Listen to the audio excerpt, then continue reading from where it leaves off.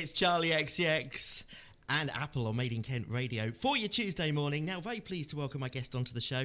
It's Liz from Quiz Trail. Good morning. Hello, good morning. Thank you very much for joining us. Now, we've met before. It's over a year ago now, I think. Yes, and we wanted to get you back on because I know things have really developed over the time that we last saw you. Yeah. First of all, for our listeners, what is Quiz Trail? Okay, so quiz trails are trails that my daughters Becky and Laura and myself create.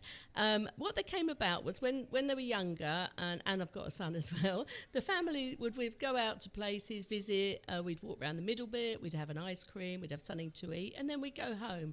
But we hadn't really discovered an awful lot about the place we were in, and we'd also probably missed an awful lot of really interesting spots along the way. So what we did was we made a Rochester trail, my daughters and I. We were really love Rochester, as everybody loves Rochester. Absolutely. And we made a trail for there. And what it is we ask questions along the way. So instead of just walking around looking at things, you ask questions, you answer clues, and it all comes to end result answer that you enter our prize draw with. So, and there's questions for adults and there's also clues for children, so you can take children with you and entertain the whole family. And it's also something Grandma and Granddad can do with grandchildren, so there aren't many things that they can all do together and make lovely memories and have fun, but also learn so much more than you would have done from just walking around the middle. So we made the Rochester one, and then COVID came, and then I was furloughed for 6 months, so I spent my 6 months researching Kent history because we were only ever going to make Rochester. Oh, right. But I got completely hooked. It's what COVID has done for people. Exactly. Yeah, absolutely. And the history is fascinating. What you find out, I mean, things like Audrey Hepburn lived during the war at Elham near Canterbury. Now, who thought, a Hollywood superstar like that? Marlon Brando came to Faversham for a weekend and ended up staying a few months and came again. So things you find out are just fascinating. So we're completely hooked on the history. These are great. And you've got so many of them now. As you say, you started in Rochester, but I've lost count. It's about 20? We're about 20 in Kent, and we're just bringing out very soon the Sheppey and Swale Trail, which is really good, and Tunbridge, which is a fascinating place. Yeah, there's so much to see that's tucked away and hidden. There really is in Kent, isn't there? It's and I think that's the thing. Now, I've done these myself as well. I've done a couple of them. Whitstable was great fun. Brilliant. We took the kids to the Whitstable. We love Whitstable anyway. We've been going for years. But what this did, we just opened our eyes up to Whitstable. We thought we knew it, and we realised we didn't. That's it. And the other thing we like doing is seeing, I mean, I don't know whether I'm naturally nosy or anything, but I probably am. But I like to, when you see an interesting place, you think, well, what is that? What goes on there? What was its story? So, I mean, things like the Beanie Centre in Canterbury. Now, who is Beanie? What was that all about? Well, it turns out he was a completely eccentric surgeon that went to Australia. He was known as Champagne Jimmy, and he would pay, this was in the early 1800s, and he would invite people to come and watch his operations. He would give them drink. He was covered in jewellery, and a complete eccentric. But when he died, he left money to have the Beanie Centre built in Canterbury, which is a beautiful building. Yeah. So, how would we have ever known that if we don't dig a little bit deeper? And how many of us have walked past the building and Absolutely. we just don't even think about it, do we? Yeah, that's it. And I just think it just opens it all up to us to, we like to share what we do discover. I mean, it's possibly even just a hobby for us to find it out, but it's a lovely way of sharing all the interesting things we find out that are there. And what I love about this, it's in paper form, okay? So, you're not going out with technology, wondering if you've got a signal on your phone and all those kind of frustration. You've got this in your hand. Yeah. It's for kids and adults, as you say. That's what I really enjoyed when I went out with the families. The kids have got their part of it, but then you've got the other level. And you come back being sort of knowing it all about the town. Did you know? Even people that live there didn't know half the stuff that we were telling them. That's what we hear. And also the other thing I think is the more you know about where you live, and I'm the same, the prouder you are. Yeah. If you know what went on in the old days and how it contributed to the development of Kent and things like that. I mean, we don't include things like what year a stained glass window was put in and things like that. We like to cover the history of who were the people, how did they live there, and who were the sort of significant people, and also royalty. I mean, there's so many royal stories of things that have happened in Kent. Queen Elizabeth I went and had dinner in Sittingbourne with her boyfriend of the time, who was the King of France's son. And you know, who would have known she popped to Sittingbourne for her evening meal on her way to Rochester? And it's just interesting. I think it's a great way of finding out. Well, it's really educational. I mean, it makes learning fun. I mean, you can take your kids out, if you homeschool or whatever you do, you can take your kids to these locations and it just feels like they're on a scavenger hunt having fun. But actually, the knowledge that you come back with after that one day is and incredible. You're using your observational skills, the children and things like that. So it's, Totally recommend it as well. And you've got loads of them as well, so there's no shortage. Because sometimes the other nice thing about this is that, especially if you've got children, you wake up sometimes in the morning or the weekend and go, what should we do?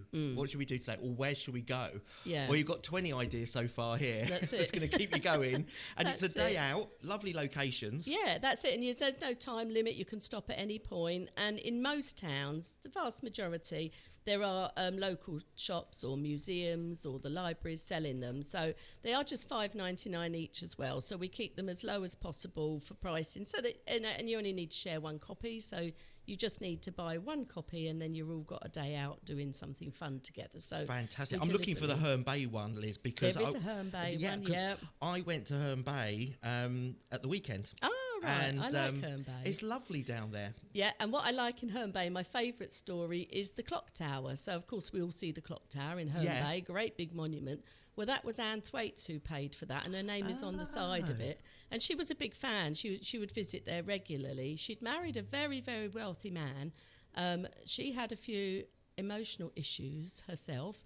And anyway, he died, left her a fortune, and she paid for that clock tower to be built, and she was a regular visitor there. But then about 3 years later, she fell out with everybody, stormed out of Herne Bay and never came back. Oh, there you go. Do you know what a fact I could have used at the weekend. I love that. Yeah, her name is up on the monument, and they used to every year have a celebration of her. But I don't suppose that continues now. But yeah, she went out furious.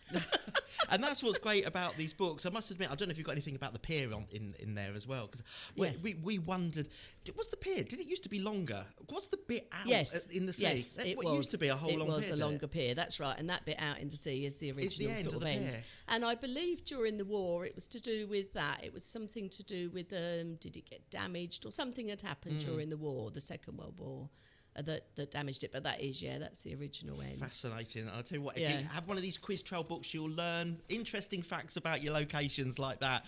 And sometimes, it just gives you that sort of stuff that you can take home with you. Yeah. And you know, did you know where I've been today? Yeah. We'll all be quiz experts. Yeah, I didn't just have an ice cream. I've learned a lot of knowledge about the area. It. We've got to have the ice cream still. But this is great. You've got 2 new ones coming out as well. Yep. So Sheppey and Swale and Tunbridge very soon. Yeah. And looks like you're slowly taking over the whole of Kent. Oh, we love it. And also we want to do villages. So because we've sort of covered most of the main towns now. With the Sheppey one, it's actually got 4 areas in it. So there's 3 trails on Sheppey and then one at Milton Regis, which is a really historical spot. And then you can cycle between them or drive between them. And we've also got one at the Kent Coalfields, which we made with the Mining Museum. And that's fascinating. That's a cycle route or drive between them.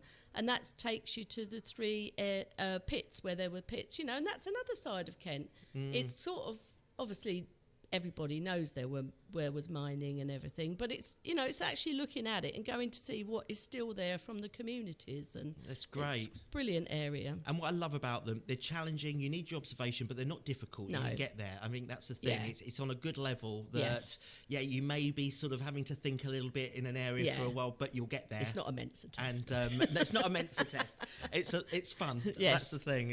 And it's great. Liz, if somebody wants to find out more about these, can they order them through your website? Yes, we've got a website. We're at www.quiztrail.co.uk. And on there, we've got a pick and mix offer where you can get 4 for £19, and it's free postage over £10. So as I say, we deliberately keep them low cost. We're a community interest company, so any profits go back into community projects, which we do work on as well.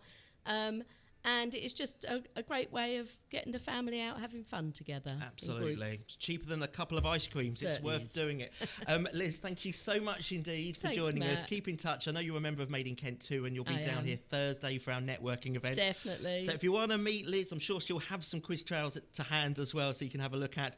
Come and join us. All the details on our website at madeinkent.co.uk. Thank you so much, Liz. Keep in touch. Brilliant. Will do.